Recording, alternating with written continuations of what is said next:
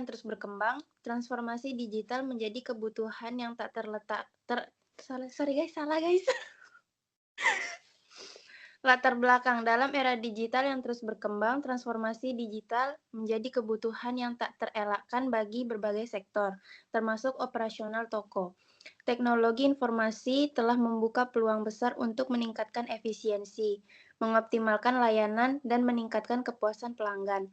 Namun, banyak toko tradisional masih menghadapi tantangan dan dalam mengadopsi teknologi ini, seperti kesulitan menangani keluhan pelanggan secara real-time, keterbatasan dalam pengelolaan inventaris, dan minimnya platform promosi yang efektif.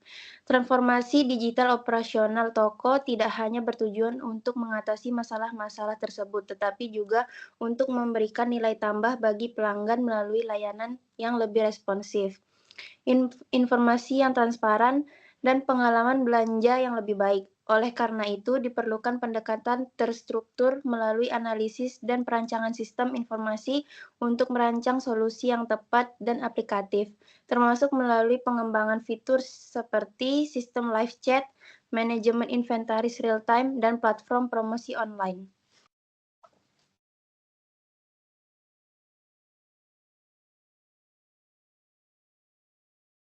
Siapa lagi, weh? Kalian diikat, Sela, Monyong. Adalah latar belakang masalah atau beberapa masalah yang dihadapi. Nah, jadi ada permasalahan utama yang dihadapi yaitu di toko operasional ini yang ingin bertransformasi ke yang ingin diselesaikan dengan proyek transformasi digital.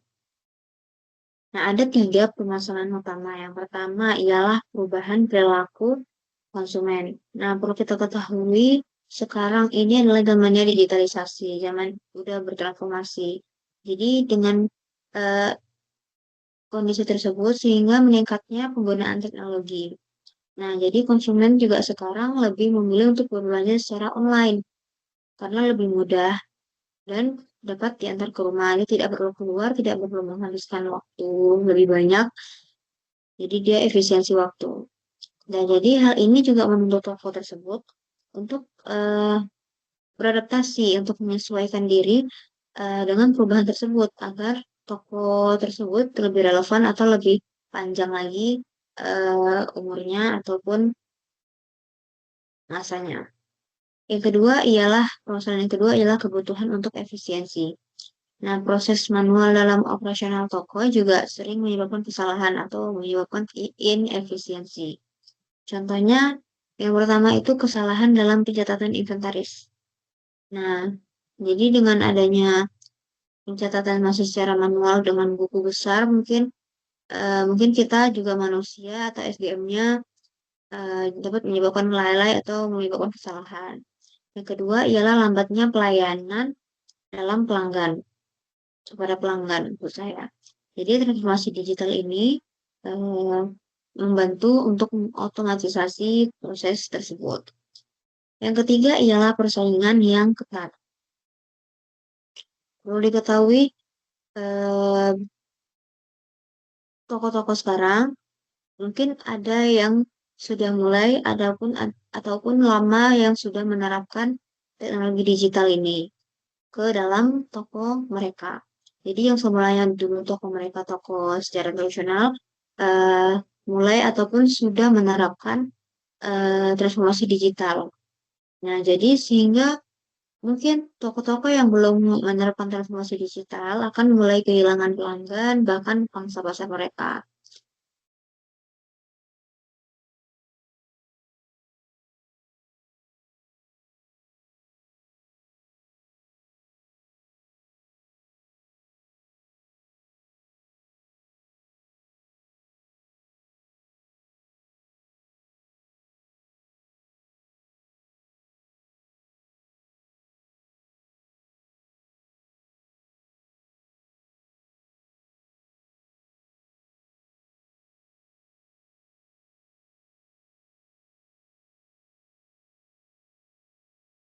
Selanjutnya ada diagram konteks. Diagram konteks terdiri dari pelanggan, vendor, admin, dan juga sistem penjualan online.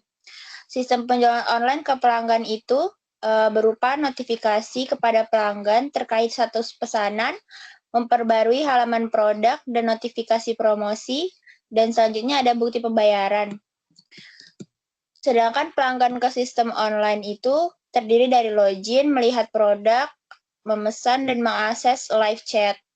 Sistem penjualan online ke vendor itu berisi informasi stok, vendor ke sistem penjualan online berisi mengupdate ketersediaan produk.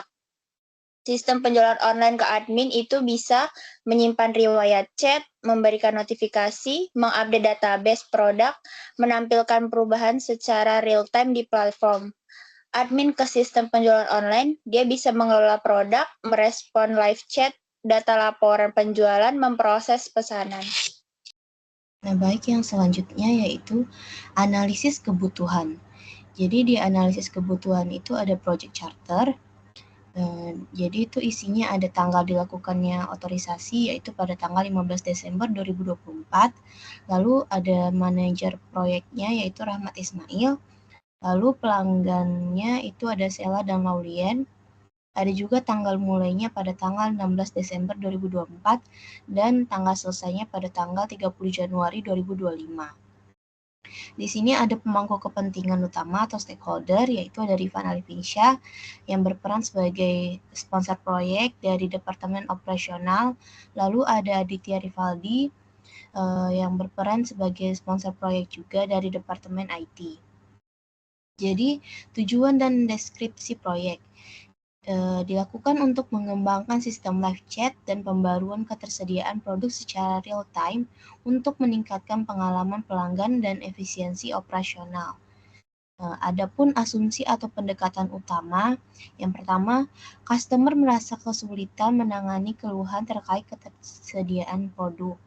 Lalu yang kedua, pengembangan sistem dilakukan secara bertahap sesuai timeline. Yang ketiga, pelatihan diberikan kepada pengguna setelah implementasi sistem. Nah, yang selanjutnya yaitu ada WBS, yaitu Work Breakdown Structure.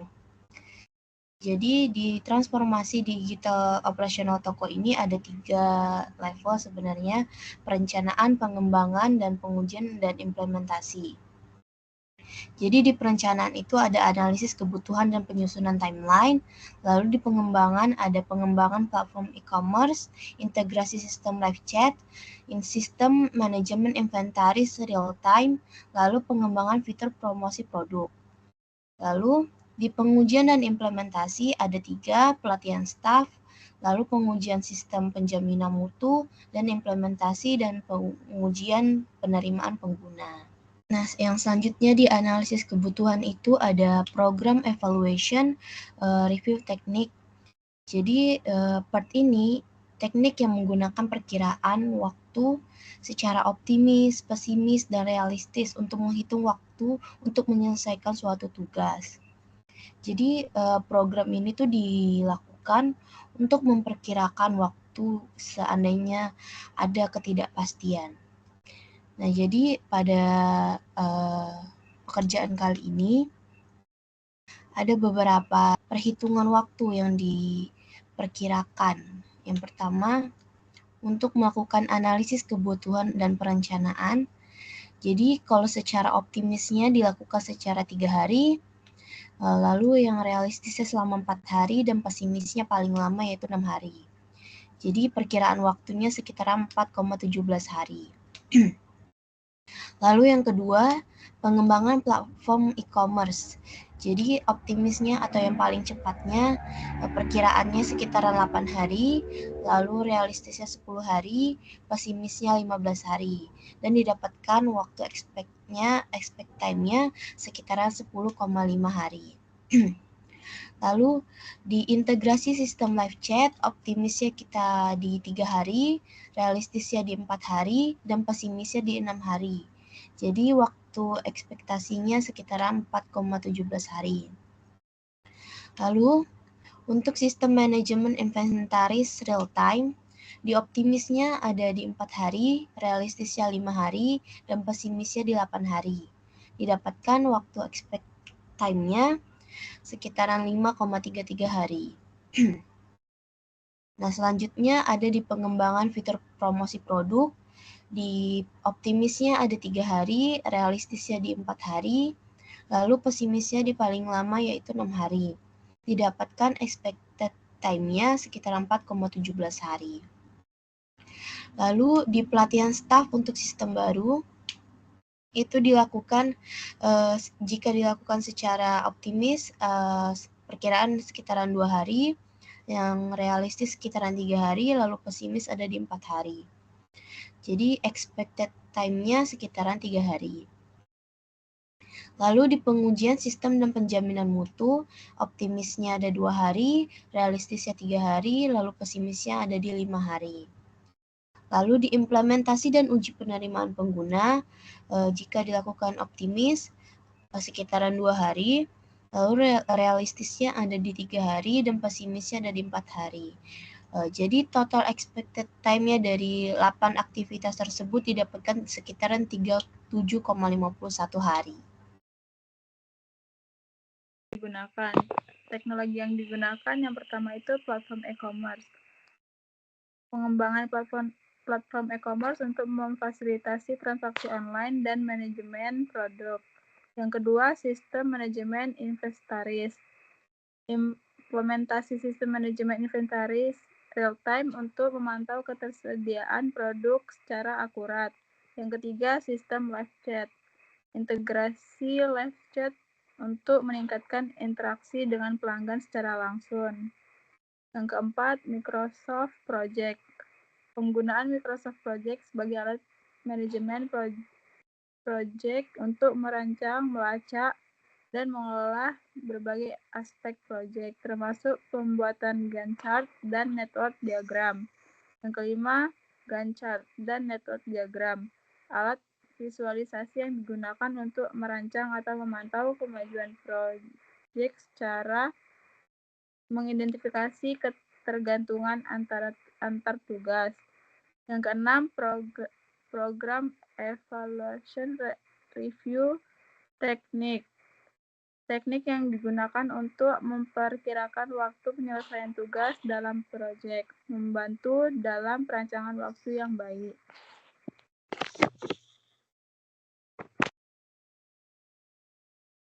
Gas. Saya menjelaskan tentang basis data dari sudah kami buat. Di sini terdapat beberapa entitas, yaitu ada entitas payment, order, user, kategori, order items, dan produk. Yang saling berhubungan, yaitu ada relasinya.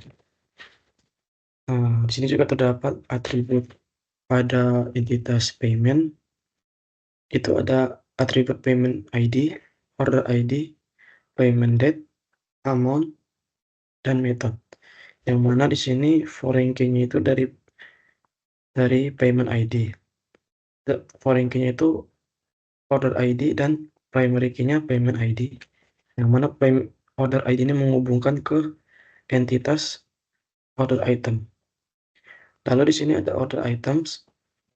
Order items ini terdiri dari atributnya ada order items, order ID, product ID, quantity, dan price.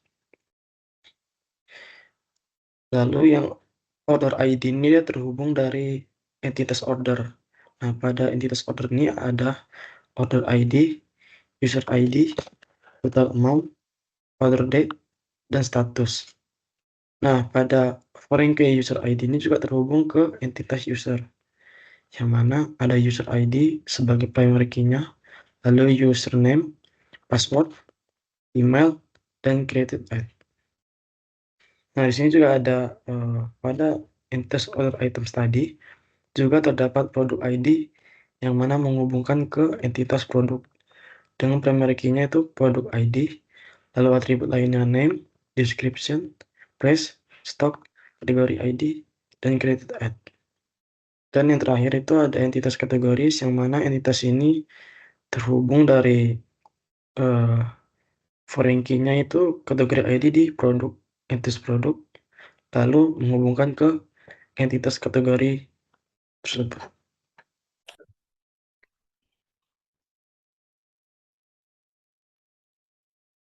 Assalamualaikum warahmatullahi wabarakatuh.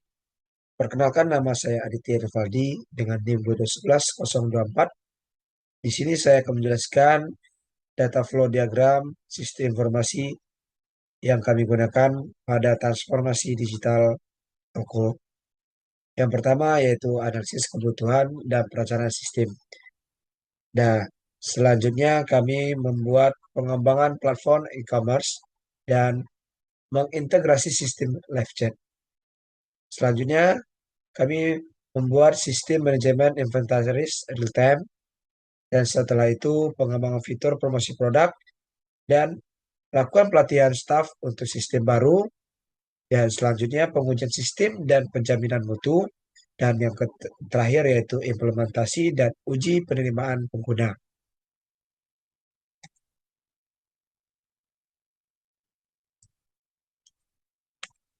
Nah, baik, selanjutnya yaitu bagian struktur kode.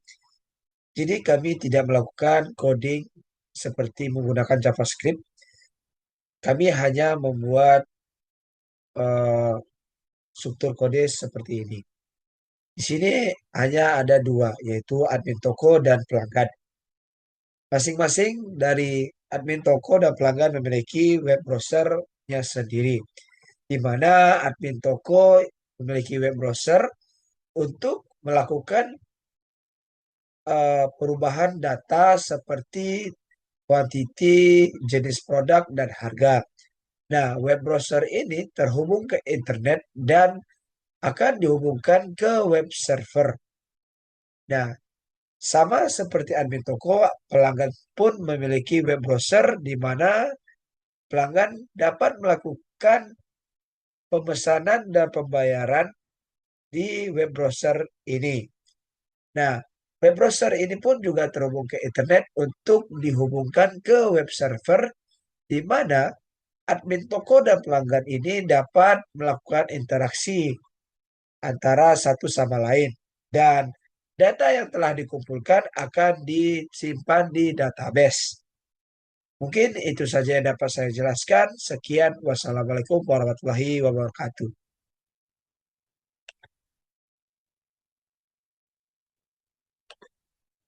Di sini saya akan menjelaskan tentang rumusan masalah.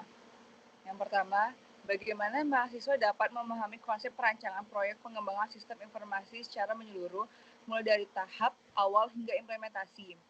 Yang kedua, bagaimana mahasiswa dapat membuat dokumen sistem service request dan project charter yang sesuai dengan standar untuk mendukung fase inisiasi proyek pengembangan sistem informasi. Yang ketiga, bagaimana mahasiswa dapat merancang alat bantu manajemen proyek seperti work breakdown, struktur atau WBS, Gantt chart, dan network diagram pada fase perencanaan, eksekusi, dan penutupan proyek pengembangan sistem informasi. Nah, yang pertama di sini kami membuat sistem penjualan jual beli pakaian secara online. Ini website yang kami buat. Yang pertama kita login dulu apabila sudah punya akun. Lalu kita masuk di menu home, yang dimana ini menu menampilkan beberapa koleksi yang menarik. Our collection ini semua koleksi yang ada di Iteba Shopping Mall ini. Di slide ke bawah kami juga menampilkan kategori yang menarik di tahun 2024 ini, kategori laki-laki maupun perempuan.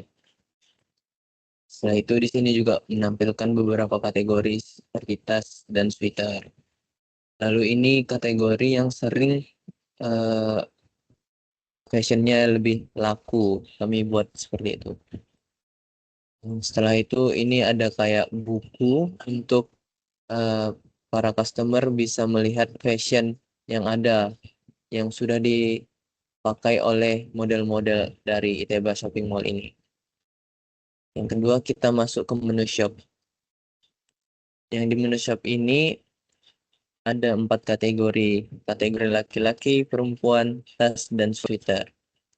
Nah, kita sekarang coba masuk ke menu laki-laki. Nah, di kategori laki-laki ini ada beberapa item yang dijual seperti jersey, sweater, kemeja, maupun kaos. Nah, di sini kami juga menjual jersey MU ya. Ya, lumayan sangat mahal soalnya dia sangat fintech. Dan di sini kita coba untuk mau masukkan keranjang dari kategori yang sweater pink ini. Nah, di sini kami sudah menampilkan harga diskon yang dimana para customer ini membuat service request karena di website tidak menampilkan diskonnya. Nah, di sini kami sudah menampilkan diskonnya dan setiap size itu berbeda harganya. Seperti size S harganya $19, size M $19, dan size L $18. Nah, ini setiap size dia berbeda-beda juga stoknya. Yang L stoknya memiliki 10 stok, dan yang M ada 11 stok, dan yang S ada 16 stok. Seperti itu. Lalu kita coba lanjut ke menu About. Nah, di menu About ini kami menampilkan penjelasan dari ITB Shopping Mall ini apa sih gitu. Kualitasnya seperti apa di sini kami sudah menjelaskan, dan ITB Shopping Mall ini berdiri di tahun berapa. Nah, selanjutnya ada di menu Maps.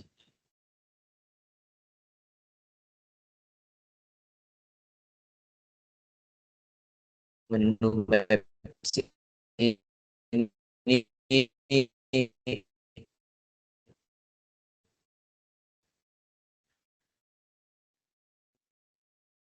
agar customer bisa langsung datang di menu customer service.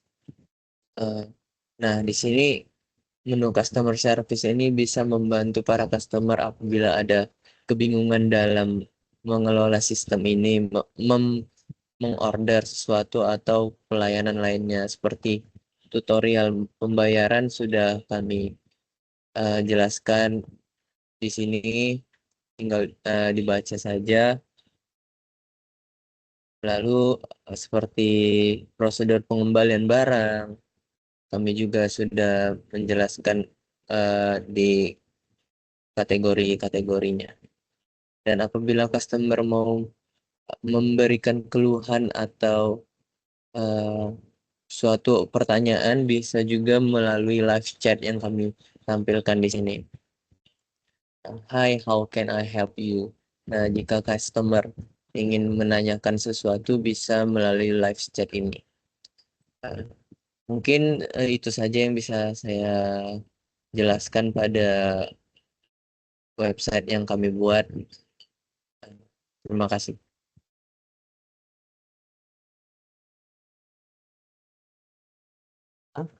Kalau bapaknya nggak nontonin juga nya itu 20. Yang terakhir ada kesimpulan. Pertama, transportasi digital operasional toko, yaitu proyek ini bertujuan meningkatkan operasional toko melalui implementasi sistem digital seperti live chat, pembaruan ketersediaan produk secara real time, dan pengembangan platform e-commerce. Yang kedua ada identifikasi masalah, yaitu toko menghadapi kendala dalam merespon keluhan pelanggan terkait stok produk dan memiliki jangkauan promosi yang terbatas karena tidak adanya platform online. Yang ketiga, solusi yang diusulkan. Pembuatan website toko online yang dilengkapi dengan fitur promosi produk, implementasi sistem manajemen inventaris secara real time, penyediaan live chat untuk meningkatkan kepuasan pelanggan. Yang keempat ada manfaat yang diharapkan, meningkatkan kepuasan pelanggan melalui respon chat, memperluas pemasaran dan meningkatkan penjualan, memberikan pengalaman belanja yang lebih baik bagi pelanggan. Yang kelima ada pendekatan proyek, dibagi menjadi beberapa fase: inisiasi, perencanaan, eksekusi, dan penutupan proyek. Penjadwalan menggunakan metode PERT dan Gancar untuk mengidentifikasi waktu penyelesaian setiap aktivitas. Network diagram digunakan untuk menentukan critical path, memastikan penyelesaian proyek dalam waktu optimal. Warahmatullahi wabarakatuh. Saya Rama Sapitra, NIM 2211033. Di sini saya Di sini kelompok saya menjelaskan tentang transformasi digital operasional toko. Dengan nama kelompok Azwa Ko Indonesia, Rifan Alfiansyah, Talia Putri, Sela Widyastuti, Anggi Nisa Putri, Alia Febriana, Alia Devianti, Lau Lilian, Rahmat Ismail, Rama Sapitra, dan terakhir Aditya Rivaldi. Oke, latar belakang kami ini latar belakang masalah. Latar belakang masalah terbagi menjadi 3, rumusan masalah juga. Diagram konteks, sistem perjalanan penjualan online dari ad vendor, pelanggan, dan admin. DVD dan ARD, demo aplikasinya. Ini table online shop. Demo aplikasi, teknologi yang kami gunakan, platform e-commerce, sistem manajemen inventaris, sistem live chat, Microsoft Project, Gantt chart dan network diagram, program evaluasi review, teknik Q atau CART. Struktur kode, web browser, admin, internet, web server, database. Web browser, internet, web server, database. Sama aja ini. Base data, kesimpulannya terbagi menjadi 5 kesimpulan.